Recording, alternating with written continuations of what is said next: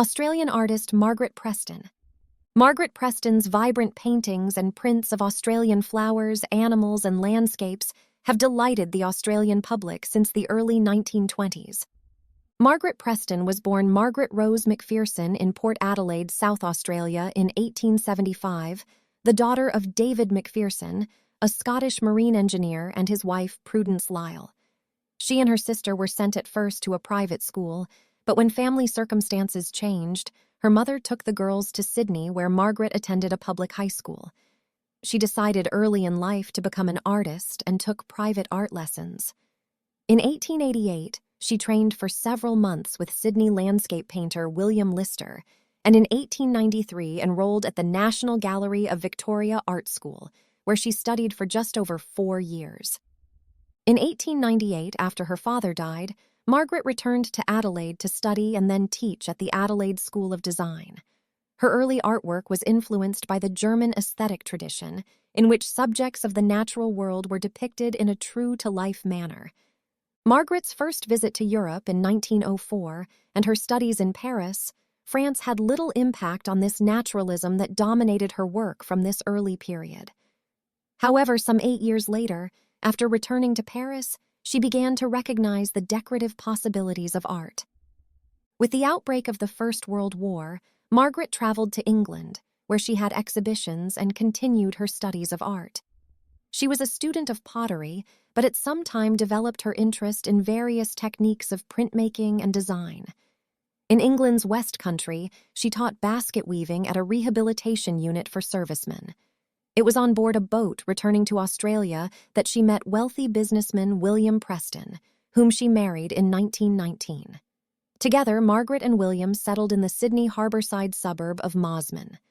The most characteristic prints from her early years in Sydney are views of boats floating on Sydney Harbour and of houses clustered on foreshore hills.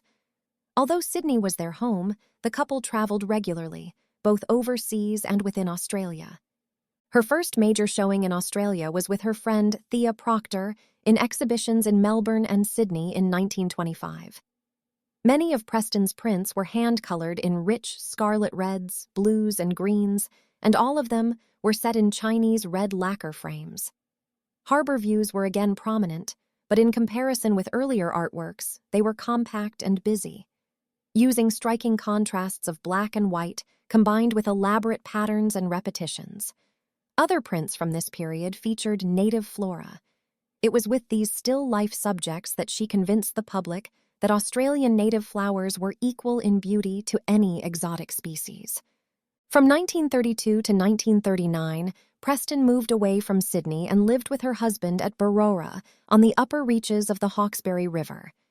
The area was one of rugged, natural beauty, and for the first time, Preston found herself living in a home-surrounded bush.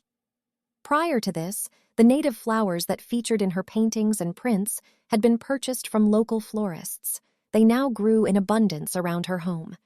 Preston's prints became larger, less complex, and less reliant on the use of bright colors.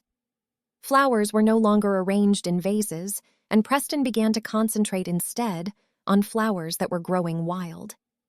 While living at Barora, and undoubtedly prompted by the Aboriginal rock engravings found near her property, Preston also developed what was to he a lifelong interest in Aboriginal art. On returning to Sydney in 1939, she became a member of the Anthropological Society of New South Wales and later visited many important Aboriginal sites throughout Australia. Preston believed that Aboriginal art provided the key to establishing a national body of art that reflected the vast and ancient continent of Australia. During the 1940s, symbols used by Aboriginal people, together with dried, burnt colors found in traditional Aboriginal paintings, became increasingly prominent in her prints. The artist's titles from this period frequently acknowledge her sources and reveal the extent to which she drew inspiration from traditional Aboriginal art to create her own art. It was in 1953, at the age of 78, that Preston produced her most significant prints. The exhibition at Macquarie Galleries in Sydney included 29 prints made using the ancient technique known as stenciling.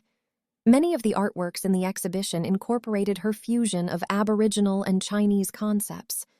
Preston had admired Chinese art since 1915, when she acquired the first of her many books on the subject, and she had visited China on 2 occasions. Chinese elements may be found in several of her earlier paintings. However, in her prints of the 1950s, Preston combined Chinese ideas with her understanding of the Dreamtime creation stories of Aboriginal Australians. Preston did not let age alter her habit of working hard. As she got older, her love of painting, printmaking, and travel continued. By the time of her death in 1963, when she was 88, she had produced over 400 paintings and prints. In a career spanning almost 60 years, she created a body of work that demonstrates her extraordinary originality and the intensity of her commitment to Australian art.